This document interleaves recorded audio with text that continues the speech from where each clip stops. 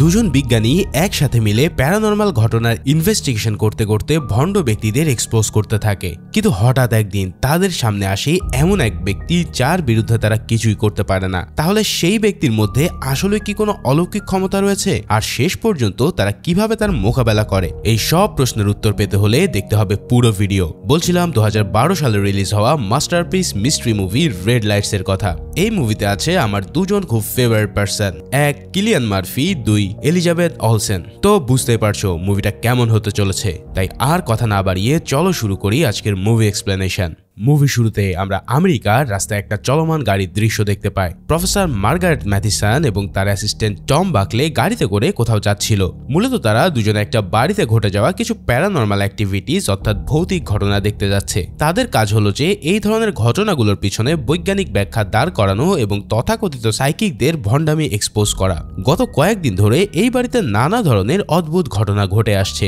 বাড়ির ভিতরে ঢোকার পরেই উপরতলা থেকে দুম দুম করে শব্দ হতে শুরু হয়। সেই বাড়িতে ট্রেসি নামের একটা মেয়ে কাজ করত, যে আবার নিজেকে সাইকিক অর্থাৎ ভূতের ওঝা বলে দাবি করে। ট্রেসি বলতে থাকে যে এই সব কাণ্ডের পিছনে রয়েছে কোনো ধরনের আত্মা কিংবা সুপার ন্যাচারাল শক্তি। সে সবাইকে নিয়ে একটা সাইকিক সেশন শুরু করতে চায়, আর মার্গারেট এবং বাকলে তার এই সেশন দেখে সত্যটা রিভিল করার জন্য এখানে এসেছে। ট্রেসি সেশন শুরু হওয়ার পরে সে হঠাৎ ওই আত্মাদের সাথে কথা বলতে শুরু করে। তাকে দেখে মনে হয় যে সে প্রচন্ড যন্ত্রণার মধ্যে দিয়ে যাচ্ছিল। তারা সবাই যে টেবিলে বসে ছিল সেই টেবিলের সমস্ত জিনিসপত্র অনেক বেশি দুলছিল। শেষে আর সহ্য করতে না পেরে বাড়ির মালিক সিডিউক চিৎকার শুরু করলে ট্রেসি তার সেশন শেষ করে দিয়ে অজ্ঞান হওয়ার ভান করে। এর পরপরই পাশের ঘর থেকে বাড়ির ছোট মেয়ে সুজান এসে তার মাকে বলে যে চলো মা, আমরা এখান থেকে চলে যাই। তার মা ছাড়াও তার কথা শোনারই আশ্বাস দেয়। এই সাইকিক সেশন শেষ হওয়ার পর মার্গারেট সুজানের সাথে একান্তে কথা বলে তাকে এই কাণ্ডগুলো বন্ধ করতে বলে। অর্থাৎ এখান থেকে আমরা জানতে পারি যে সুজান আসলে তার দাদার বাড়িতে তার বোন জুলিয়ার কাছে থাকার জন্য এই বাড়ি থেকে চলে যেতে চাইছিল। তাই সে গত কয়েকদিন ধরে ট্রেসির সাথে মিলে এই বাড়িটাতে বিভিন্ন ধরনের অদ্ভুত ঘটনা ঘটাচ্ছে, যাতে এই বাড়িটাকে হন্টেড বলে মনে হয়। এখানে দোতলা থেকে যে শব্দগুলো ভেসে আসে সেগুলো সুজানেরই কাজ। আর সেশনের সময় টেবিল নড়াটাও ট্রেসিরই একটা টেকনিক ছিল। যাই হোক, সবকিছু ধরতে পেরে মার্গারেট সিডিউককে বলে দেয় যে সে যেন তার বাড়ি থেকে ট্রেসিকে বের করে দেয়। এর পরের সিনে আমরা আমেরিকার এক এয়ারপোর্টে একটি প্লেন ল্যান্ড করতে দেখি। এই প্লেনে ছিল বিখ্যাত সাইকিক সাইমন সিলভার, যে কিনা অন্ধ হওয়া সত্ত্বেও কারো সাহায্য ছাড়াই দিব্যি চলাচল করতে পারত। বহু বছর আগেই সাইমন সিলভার পুরো আমেরিকাতেই এক নামে পরিচিত ছিল, কিন্তু মাঝখানে অনেক দিন ধরে সে গায়েব ছিল। আর সে কেন গায়েব ছিল সেটা আমরা একটু পরেই জানতে পারবো।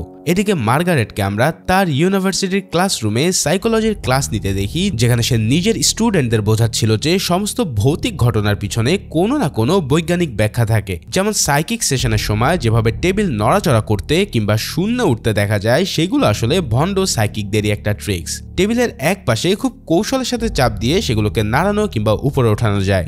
সে জানায় যে গত 30 বছর ধরে সে এইসব ভৌতিক ঘটনাগুলোকে ইনভেস্টিগেশন করে আসছে, কিন্তু আজ পর্যন্ত সে এমন কিছুই দেখেনি যেটা আসলে প্যারানর্মাল কিছু। প্রায় প্রতিটা ঘটনায় হয় মানুষের ভ্রম অথবা ভণ্ড সাইকিকদের কারসাজিতে। মার্গারেটের এই ক্লাস শেষে স্যালি ওয়েন নামের এক স্টুডেন্ট টমের সাথে দেখা করতে আসে। অ্যাসাইনমেন্ট জমা দেওয়ার সময় তাদের মধ্যে কথাবার্তা হতে থাকে। তারা দুজনেই একে অপরকে আগে থেকেই পছন্দ করত, তাই তারা রেস্টুরেন্টে একসাথে খেতে যায়। সেখানে টম ওয়েনকে বিভিন্ন ম্যাজিক ট্রিক দেখাতে থাকে, যার সবই আসলে ছিল চোখের ফাঁকি।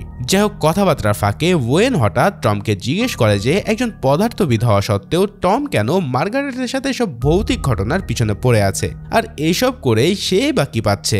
কারণ যা কিছু তারা করুক, মানুষের মনের ভিতরে অন্ধবিশ্বাস তো দূর করতে পারবে না। তখন টম তাকে বলে যে অনেক বছর আগে তার মায়ের পেট ব্যথা সহ বিভিন্ন সমস্যা দেখা দিয়েছিল। তিনি তখন ডাক্তারের কাছে না গিয়ে একজন সাইকিকের কাছে যান, আর সেই সাইকিক তাকে বলে যে তার পেটে স্রেফ গ্যাস্ট্রিক হয়েছে। কিন্তু অনেক দিন পর ধরা পড়ে যে তার মায়ের আসলে পাকস্থলী ক্যান্সার হয়েছিল। কিন্তু যতদিনে সেটা ধরা পড়ে ততদিন অনেক দেরি হয়ে গেছে। সাইকিকের এই ভণ্ডামির জন্য তার মাকে হারাতে হয়েছে। এরপর থেকেই সে শপথ করে নেয় যে এই সমস্ত ভণ্ডদেরকে সে এক্সপোজ করে রাখবে। এই কথাগুলো বলার পর সে ওয়েনকে আবারও একটা ম্যাজিক ট্রিক দেখাতে থাকে। ঠিক তখনই টিভিতে তারা দেখতে পায় যে 60-এর দশকের বিখ্যাত সাইকিক সাইমন সিলভার আবারও তার শো নিয়ে রিটার্ন করতে চলেছে। সিলভার সে সেই সময়টাতে খুবই জনপ্রিয় একজন সাইকিক ছিল এবং তার প্রচুর ফ্যান ফলোয়ার রয়েছে। কিন্তু একদিন তার শোয়ের মাঝপথেই মার্টিন ওয়ার্নার নামের এক সাংবাদিকের মৃত্যু হয়। এই সাংবাদিক মূলত সিলভারকে ভণ্ড আখ্যা দিয়ে তাকে এক্সপোজ করার চেষ্টায় ছিল। সেখানে পোস্টমর্টম রিপোর্টের পর জানা যায় যে ওয়েনারের মৃত্যুটা স্রেফ হার্ট অ্যাটাক ছিল, কিন্তু তার মৃত্যুর পিছনে সিলভারের হাত থাকার ব্যাপারে মানুষ সন্দেহ করা শুরু করে, যার ফলে সে নিজের সব কাজ থেকে রিটায়ারমেন্ট নিয়ে পুরোই গায়েব হয়ে যায়। এখন প্রায় 30 বছর পর সে আবারও রিটার্ন করতে চলেছে। মার্গারেটও কিন্তু ওই সময়টায় তার রুমে বসে সিলভারের ব্যাপারে রিসার্চ করছিল। হঠাৎ তার কাছে একটা ফোন আসলে সে ফোন রিসিভ করে, কিন্তু ওপাশ থেকে কেউই কোনো কথা বলে না। এরপর সে কফি কাপে রাখা চামচ দিয়ে কফি নাড়তে গিয়ে দেখতে পায় যে রহস্যজনকভাবে চামচটা বেঁকে আছে। যাই হোক, সেদিন মার্গারেট আর টম আরও একটা সাইকিক ফ্রডকে ধরিয়ে দেয়। সেখান থেকে ফিরে আসার সময় মার্গারেট যখন বলে যে সে বেশি দিন আর এই কাজ চালিয়ে যেতে পারবে না, তখন টম তাকে বলে যে আমাদের সাথে অ্যাসিস্ট্যান্ট হিসেবে আরো একজনকে নেওয়া উচিত। তখন মার্গারেট বুঝে যায় যে টম আসলে ওয়েনের কথা বলছে, কারণ তারা একে অপরকে অনেক পছন্দ করে, যেটা মার্গারেট আগে থেকে জানতো। এরপর তারা দুজনেই মার্গারেটের কোমায় থাকা ছেলে ডেভিডকে দেখতে যায়। পরের দিন মার্গারেট টমের কথা মতন ওয়েনকে সাথে নিয়ে নিজের পরের মিশনে যায়। এরপর তারা আরেক ভণ্ড সাইকিককে এক্সপোজ করতে চলেছে। এর জন্য তারা প্রথমে সেই সাইকিকের আস্তানার বাইরে ঘাপটি মেরে ছবি তুলতে থাকে, কারণ এই সমস্ত সাইকিকদের নিজস্ব কিছু লোক থাকে যারা বাইরে ঘোরাফেরা করে লোকজনদের ব্যাপারে তথ্য সংগ্রহ করার চেষ্টা করে, যাতে শো এর মধ্যে তাদের ব্যাপারে হুট করে কিছু বলে দিয়ে সবাইকে চমকে দেওয়া যায়। এদিকে টমও সেই লোকদের ভিতরের একজন পকেট থেকে ছোট্ট একটা ডায়েরি চুরি করতে সক্ষম হয়। সেই ডায়েরিতে শোয়ে আসা সমস্ত অডিয়েন্সের নাম এবং তথ্য লেখা ছিল। এরপর তারা তিনজনে এবার সাইকিকের হলের ভিতর ঢুকে পড়ে। টম একজন ফিজিসিস্ট হওয়া সুবাদে সব ধরনের টেকনিক্যাল যন্ত্রাংশ নিয়ে খুব ভালো জ্ঞান রাখত, তাই তারা সহজেই টের পেয়ে যায় যে লিওনার্দো পালাডিনো নামের এই সাইকিকের কানে আসলে একটা ইয়ারফোন রয়েছে। আর অন্য পাশ থেকে তারই এক অ্যাসিস্ট্যান্ট সেই ইয়ারফোনে অডিয়েন্সদের নাম এবং তাদের সম্পর্কে নানা তথ্য সাপ্লাই করতে যাচ্ছে। ওদিকে লিওনার্দো তাদের নাম ধরে ডেকে কিংবা তাদের ব্যাপারে তথ্যগুলো বলে দিয়ে তাদের সবাইকে অবাক করে দিচ্ছে, মানে পুরোটাই ভাউতবাজি আর কি। এবার এই ভাউতবাজি বন্ধ করার জন্য টম সেই ইয়ারফোনের সিগন্যালটা বিগড়ে দেয়, যার ফলে অনেক চেষ্টার পর সে ওই সিগন্যালটাকে জ্যাম করতে সক্ষম হয়। আর লিওনার্দোর ইয়ারফোনও তার অ্যাসিস্ট্যান্টের কথা ঠিকমতো শুনতে পায় না। এই কারণে সে বেশ কয়েকবার ভুল ব্যক্তিকে পিক করতে যায়। তার দাবি ছিল যে সে যে কারো শারীরিক সমস্যা তাকে জিজ্ঞেস করা ছাড়াই ধরে ফেলতে পারে, এছাড়াও সে তাকে ইনস্ট্যান্ট সুস্থও করে তুলতে পারে। কিন্তু ইয়ারফোনের সিগন্যাল জ্যাম হয়ে যাওয়ার কারণে লিওনার্দো ভুলভাল ব্যক্তিদের ধরতে থাকে এবং ভুলভাল অসুখের কথা বলতে থাকে। অন্যদিকে মার্গারেট টম আর ওয়েনকে নিয়ে সেই রুমে ঢুকে পড়ে যেখান থেকে লিওনার্দোর অ্যাসিস্ট্যান্ট কথা বলছিল। এভাবে এই ফ্রড সাইকিককে এক্সপোজ করার পর মার্গারেটের খ্যাতি আরো বেশি পরিমাণ ছড়িয়ে পড়ে। ওদিকে সাইমন সিলভারও কিন্তু ইতিমধ্যে বিভিন্ন ধরনের টেলিভিশন শোতে হাজির হতে শুরু করেছে। টম মার্গারেটকে বলে যে এবার তাদের উচিত এই সিলভারের পিছনে লাগা, কিন্তু মার্গারেট কেন যেন কোনোভাবেই তাতে রাজি হতে চায় না। টমও বুঝতে পারে না যে সে আসলে সিলভারকে কেন ভয় পাচ্ছে। যাই হোক, ক্লাস নিতে যাওয়ার পথে একই ইউনিভার্সিটির প্রফেসর পল শেকলটন এসে মার্গারেটকে তার টেলিপ্যাথিক রিসার্চে যোগ দেওয়ার জন্য অনুরোধ করে। তারা কার্ড না দেখে তার শেপ বলে দেওয়ার মতন কাজকে এই রিসার্চে সফল করে দেখিয়েছে বলে দাবি করে। তখন মার্গারেট বলে যে আমিও এই কাজ সহজেই করতে পারি। এরপর পল তার পকেট থেকে যেই কার্ডটা বের করে মার্গারেট তার গায়ে থাকা শেপটার নাম খুব সহজেই বলে দেয়। এই দৃশ্য দেখে তখন পল খুব অবাক হয়ে গেলে মার্গারেট তার চশমা খুলে জানায় যে সে আসলে পলের চশমার রিফ্লেকশনে সব কার্ডের নাম্বার দেখে নিয়েছে। তার মানে পল যে ব্যক্তিকে নিয়ে রিসার্চ করছিল সেও একইভাবে তাকে ধোঁকা দিয়েছে। অর্থাৎ বুঝতেই পারছো, এই সমস্ত তথাকথিত অলৌকিক পাওয়ারের পিছনে কোনো না কোনো কারসাজি তো থাকবেই। যাই হোক, এই ঘটনার পর মার্গারেট সাইকিক বিষয়ক একটা টক শোতে উপস্থিত হয়। সেই শোতে সাইমন সিলভারকে নিয়েও অনেক আলোচনা করা হচ্ছিল। টক শোতে তর্কের মাঝখানে হঠাৎ সিলভারের অ্যাসিস্ট্যান্ট মার্গারেটকে ধর্ম বিশ্বাস নিয়ে কথা তুললে সে খেপে গিয়ে শো থেকে বেরিয়ে আসে। পুরো সময়টায় টম ওয়েনের সাথে বসে বসে এই শো দেখছিল। সে জানতো যে সিলভারের লোকেরা মার্গারেটকে রাগিয়ে দিয়ে পুরো সেটার ফায়দা তুলে নিতে চাইবে, তাই পরের দিন সকালে সে তাকে নিউজ পেপার দেখিয়ে ভীষণ রাগ প্রকাশ করে, কারণ সব নিউজ পেপারে তাদেরকে লুজার বলে আখ্যা দিয়ে রিপোর্টাররা উপহাস ছাপিয়েছিল। তখন টম বলে যে এবার তাদেরকে সিলভারের উপরে ইনভেস্টিগেশন চালাতেই হবে, কিন্তু মার্গারেট তাকে বলে যে আজ থেকে অনেক বছর আগে সে আর সিলভার ঠিক এমন একটা শোয়ে পাশাপাশি তর্কে বসেছিল। হঠাৎ শোয়ের মাঝখানে সিলভার তাকে বলে যে আমি তোমার পাশে এক মৃত বালককে দেখতে পাচ্ছি। সে তোমার কাছে চাইছে যে তুমি তাকে মুক্ত করে দাও, কিন্তু তুমি তাকে মুক্ত করে দিচ্ছ না। এটা যে পরিষ্কারভাবে মার্গারেটের কোমায় থাকা ছেলের ব্যাপার ছিল সেটা তার বুঝতে কষ্ট হয়নি। যদিও তার ছেলে কোমায় ছিল, কিন্তু সে ওই শোটাতে সেটা বলেনি, কারণ তখন তার মনে সামান্য একটু খটকা লেগেছিল যে হয়তো আসলেই সিলভারের মধ্যে কিছু না কিছু একটা তো আছেই, না হলে সে তার ছেলের কথা জানলো কি করে। এরপর থেকে সে সিলভারের পিছনে লাগা ছেড়ে দেয়, আর এবার টমকেও সে কিছু করতে নিষেধ করে, কারণ সিলভার আসলে একজন আনপ্রেডিক্টেবল এবং ডেঞ্জারাস ব্যক্তি। কিন্তু তবুও টম মার্গারেটের কথা না শুনে সিলভারের এক শোতে তার উপরে ইনভেস্টিগেশন চালাতে শুরু করে। কিন্তু ইকুইপমেন্ট সেট আপ করার সাথে সাথেই সমস্ত ইলেকট্রনিক যন্ত্রপাতিগুলো ব্লাস্ট করা শুরু হয়, এমনকি থিয়েটারের লাইট সহ অন্যান্য যন্ত্রপাতিগুলো ব্লাস্ট হয়ে যায়। এই অবস্থায় টম কোনোভাবে নিজের যান বাঁচিয়ে সেখান থেকে ফিরে আসে। ফিরে আসার পর সে মার্গারেটকে কল দিলেও সে তার ফোন রিসিভ করে না। যখন সে তার বাসায় যায় তখনই সে দেখতে পায় যে মার্গারেট তার রুমের এক কোনায় মুমূর্ষু অবস্থায় পড়ে আছে। টম কিছুতেই বুঝতে না পেরে হাউমাউ করে কাঁদতে শুরু করে। এরপর সে অ্যাম্বুলেন্স কল করে তাকে হসপিটালে নিয়ে যায়, কিন্তু ততক্ষণে অনেক দেরি হয়ে গিয়েছিল। হার্ট অ্যাটাকে মার্গারেটের এই হঠাৎ মৃত্যুর পর টম নিজেই তার জায়গায় সাইকোলজি ডিপার্টমেন্টে ক্লাস নিতে শুরু করে, কিন্তু সেখানেও সে মোটেও শান্তি পায় না, কারণ তার সাথে প্রতিনিয়ত অদ্ভুত সব ঘটনা ঘটতে থাকে। তার কাছে প্রতিনিয়ত কল আসতো, কিন্তু ফোন ধরার পর ওপাশ থেকে কেউ কোনো কথা বলতো না। ফোনে কথা বলার সময় জানালায় মৃত পাখি এসে আছড়ে পড়তো, এমনকি তার ল্যাব থেকেও জিনিসপত্র গায়েব হওয়া শুরু করে। এই সব কিছুর কারণে সে নিজের ক্লাসগুলোও ঠিকমতো নিতে পারছিল না, যার ফলে সে অতিষ্ঠ হয়ে স্টুডেন্টদেরকে আগেভাগে ছুটি দিয়ে ক্লাসে বসে বাচ্চাদের মতো কাঁদতে থাকে। এরপর থেকেই টমের জীবনে শান্তি একেবারে গায়েব হয়ে যায়। প্রতিদিন তার সাথে কোনো না কোনো ভৌতিক ঘটনা ঘটতেই থাকে, কিন্তু তবুও সে শপথ করে যে সিলভারকে সে দেখেই ছাড়বে। এর জন্য একদিন সে লুকিয়ে সিলভারের গাড়িকে ফলো করতে যায়, কিন্তু রাস্তার মাঝখানে হঠাৎ তার সামনে একটা কনস্ট্রাকশনের গাড়ি চলে এলে সে গাড়ি থামাতে বাধ্য হয়। এরপর সে আবারও গাড়ি চালাতে শুরু করলে এবার রাস্তার মাঝখানে হঠাৎ এক লোক এসে দাঁড়িয়ে পড়ে, যার ফলে তাকে দেখে টম আবারও তার গাড়ির জোরে ব্রেক করতে বাধ্য হয়। এরপর হঠাৎ তার গাড়ির মিউজিক আপনা আপনি চালু হয়ে যায়, আবার কিছুক্ষণ পর তার নিচ থেকে বন্ধ করে দেওয়া হয়। সেই লোকটা চলে গেলেও কিছুক্ষণ পর লোকটা এসে তার গাড়ির দরজায় নক করে। টম জানলার কাছ খোলা মাত্রই লোকটা তার মুখের উপরে থুতু নিক্ষেপ করে চলে যায়। মানে তার সাথে যে কি হচ্ছে সেটা কিছুতেই সে বুঝতে পারছে না। টম সিলভারের বিল্ডিং এ ঢোকার পর তার কাছে সেই বিল্ডিংটাকেও কেমন যেন ভৌতিক মনে হয়। হাঁটতে হাঁটতে হঠাৎ সেখানকার এক লোক তাকে অ্যাপয়েন্ট করার কথা জিজ্ঞেস করলে সে সেখান থেকে বেরিয়ে যায়, কিন্তু তার অশান্তি শেষ এখানেই নয়। সেদিন রাতে তার ঘুম ভাঙে ভয়ানক এক দুঃস্বপ্নে। বিছানায় তখন সে আর ওয়েন একসাথে ঘুমাচ্ছিল। এরপর তার মনে হতে থাকে যে কেউ হয়তো তাদের ঘরের ভিতরে আছে, কিন্তু সে এদিক ওদিক দেখেও কাউকে সেখানে দেখতে পায় না। ওয়েনও বুঝতে পারছে না যে তাদের সাথে আসলে কি হচ্ছে, কারণ তাদের ঘরের সমস্ত ইলেকট্রিক লাইটও জ্বলতে নিভতে শুরু করে। এরপর টম পাগলের মতন সিলভারের নাম ধরে ডাকতে ডাকতে বাইরে বেরিয়ে আসে। বাইরে বেরোনোর সময় সেই ঘরের দরজায় আরো একটা মৃত পাখিকে পড়ে থাকতে দেখে। ওয়েন তাকে পিছন থেকে ডেকে ফেরাতে চাইলেও সে তার কথা না শুনেই রাস্তার মাঝখানে চলে যায়। ঠিক তখনই পাশ থেকে একটা গাড়ি খুব কাছ দিয়ে তার পাশ কাটিয়ে চলে যায়। তারপরে টম খেয়াল করে যে কাচের টুকরোতে সে তার পাও কেটে ফেলেছে। এরপর ওয়েনকে নিয়ে এসে ঘরে ফিরে দেখতে পায় যে তার ঘর এবং ল্যাব পুরো লন্ডভন্ড হয়ে পড়ে আছে, এমনকি সেখান থেকে বেশ কিছু জিনিসপত্র গায়েব হয়ে গেছে। মানে তার সাথে একের পর এক খারাপ ঘটনা ঘটেই চলেছে।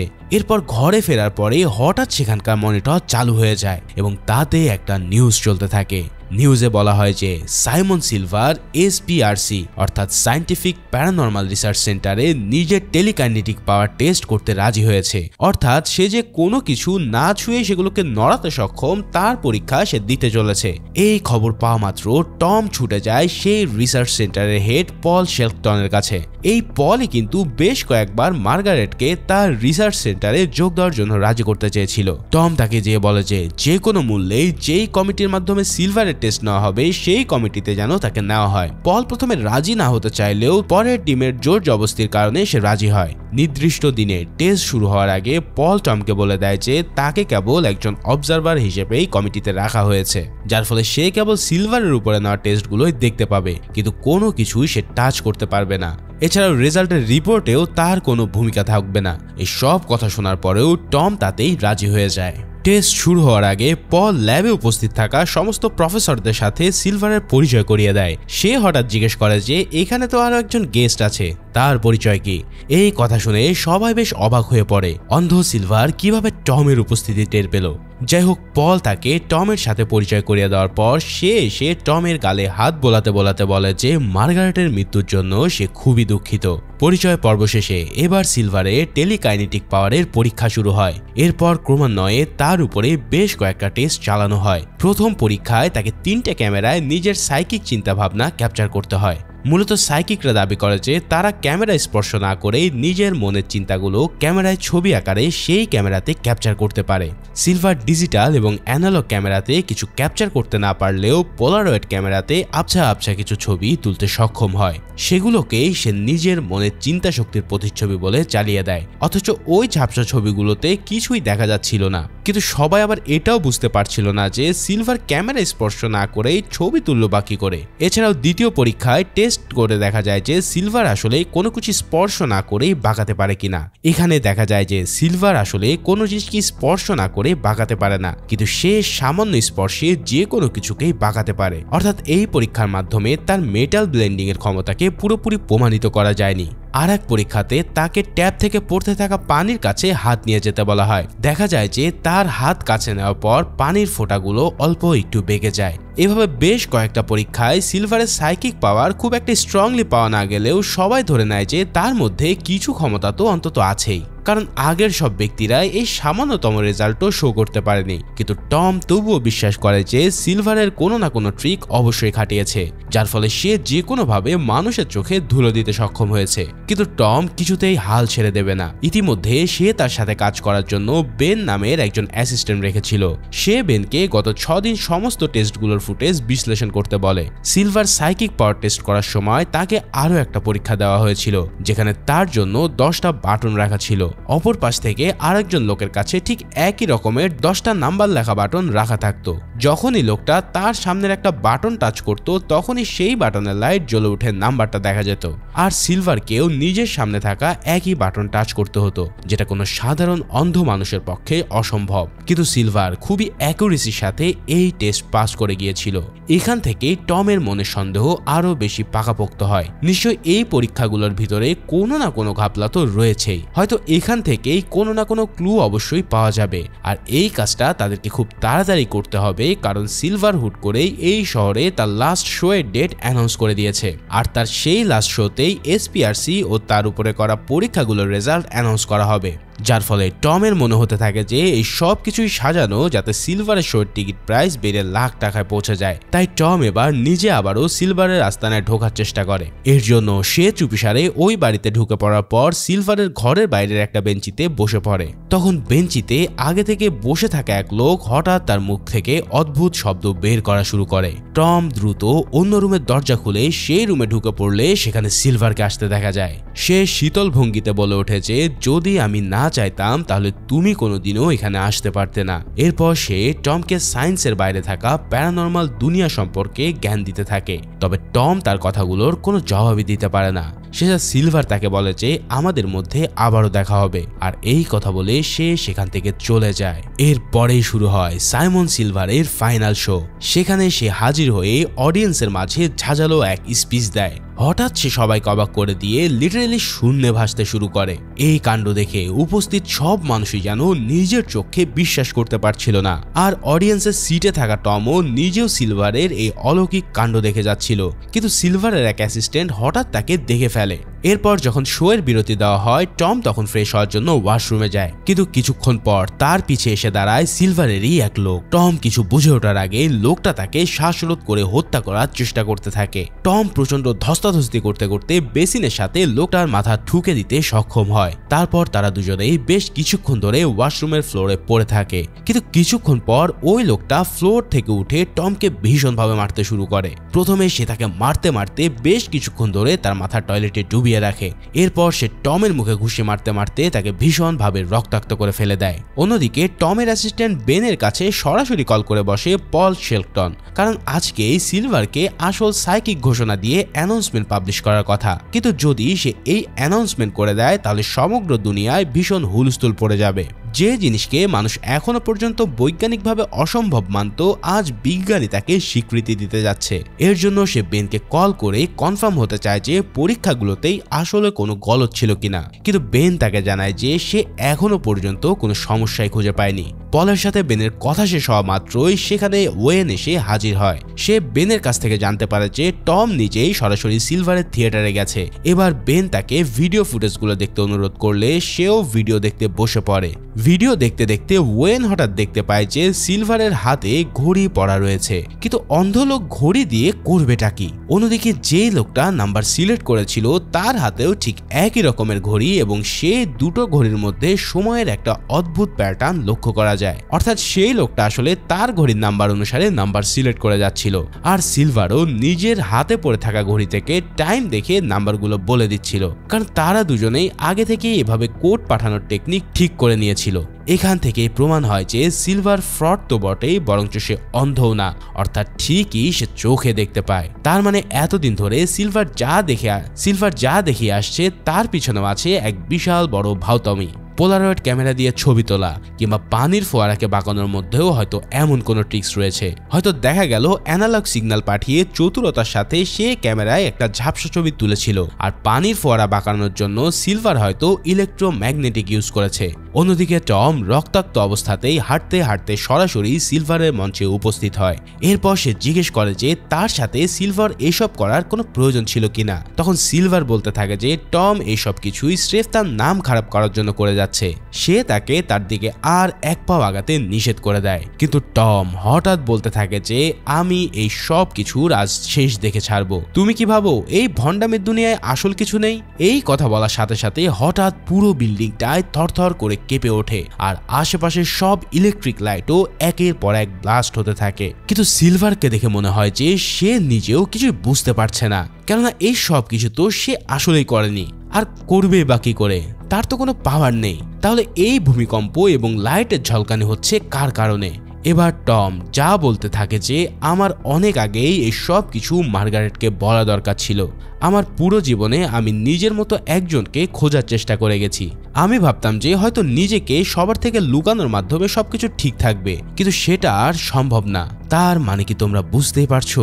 এই পুরো বিল্ডিংটা যার জন্য কাঁপছে সে আর কেউই নয়, বরং সে হচ্ছে স্বয়ং টম নিজে। সিলভার যখন চিৎকার করে জিজ্ঞেস করতে থাকে যে সে যা কিভাবে করলো, ঠিক তখনই টমের মুখ থেকে আসল সত্যটা বেরিয়ে আসে। আসলে টমই হলো এই দেশের একমাত্র প্রকৃত সাইকিক, যার মধ্যে সিলভারের মতন ভণ্ড সাইকিকদের ট্রাই করার সমস্ত ক্ষমতা রিয়েল ভাবে আছে। এতদিন ধরে তার আশেপাশে যে লাইট ব্লাস্ট কিংবা মৃত পাখি দেখানো হচ্ছিল, আসলে সেগুলো তার নিজের প্রভাবে হচ্ছিল। টমের মানসিক স্থিতি ঠিক না থাকায় তার টেলিকাইনেটিক পাওয়ারের কারণে বিভিন্ন ধরনের অ্যাক্সিডেন্ট ঘটতে যাচ্ছিল।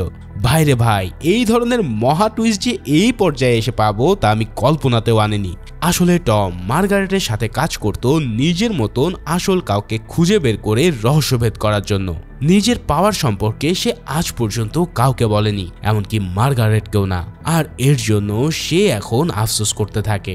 এই সব কথা শোনার পর সিলভার যখন তাকে জিজ্ঞেস করতে থাকে যে তুমি এটা কিভাবে করলে, তখন টম তার উত্তর না দিয়ে তার দিকে একটা কয়েন ছুঁড়ে দেয়, আর এই কয়েন ছুঁড়ে দিলে সিলভারও সেটাকে ক্যাচ করে ফেলে। এখান থেকেই অডিয়েন্সের সামনে প্রমাণ হয়ে যায় যে সিলভার আসলে অন্ধ নয়। আর এভাবেই শেষ পর্যন্ত নিজের পাওয়ার জানান দিয়ে সিলভারকে ভণ্ড প্রমাণ করে টম সবাইকে রীতিমতো হতবাক করে দেয়। তারপর রাস্তায় খুঁড়িয়ে খুঁড়িয়ে হাঁটার সময় ওয়েন এসে তাকে দেখতে পায়। এরপর টম তার সাথে ফিরে গিয়ে ট্রিটমেন্ট নেওয়ার পর সুস্থ হয়। আসলে সারা জীবন বিজ্ঞানের বাইরে কিছুই নেই প্রমাণ করতে চাওয়া মার্গারেটের টিম তার জীবন দশায় বলে যেতে পারেনি যে আসলে বিজ্ঞানের বাইরেও অনেক কিছু আছে। হাজারো মিথ্যা আর ভণ্ডামির ভিড়ে অল্প কিছু সত্য ঠিকই এভাবে চাপা পড়ে। মুভির একবারে শেষ সিনে আমরা দেখতে পাই যে টম কোমায় থাকা ডেভিডের শ্বাস প্রশ্বাসের পাইপ খুলে দিচ্ছে, অর্থাৎ এর মাধ্যমে টম তাকে মুক্তি দিয়ে তার মায়ের সাথে পরকালে মিলিত হওয়ার সুযোগ করে দেয়।